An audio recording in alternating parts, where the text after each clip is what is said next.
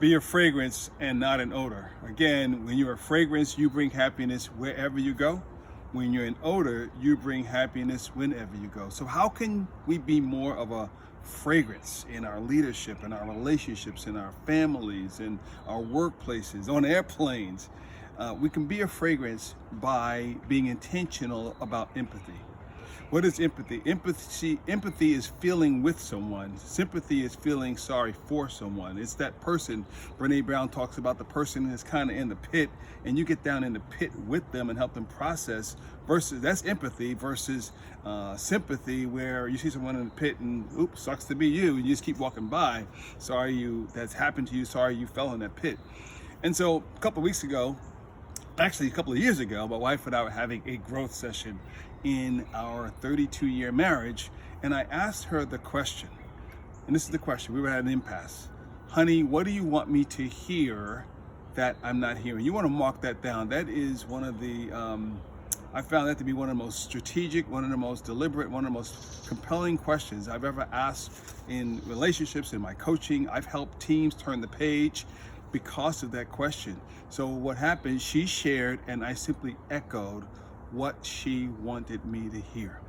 And then after that, I was reading in the Bible, and I came across this verse in the Bible in Psalm 116:1, which says this: I love the Lord, listen to this, because he heard my cry and he inclined himself to me. And I thought that's what happened with my wife and me.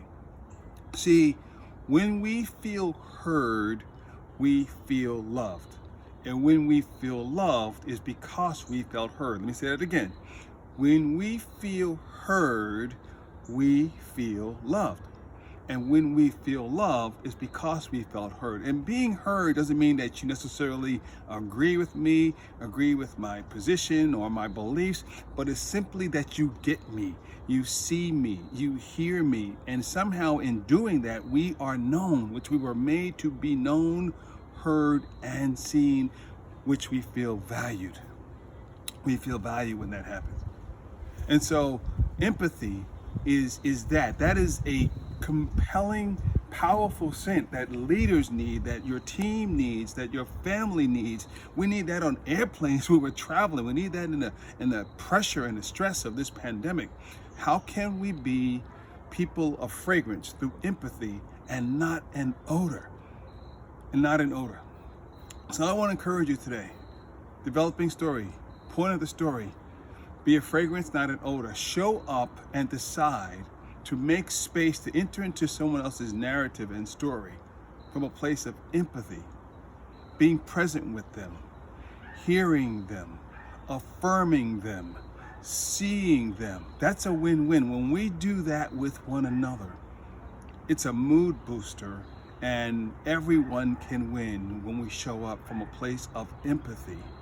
We refresh and esteem and add value to someone else's life.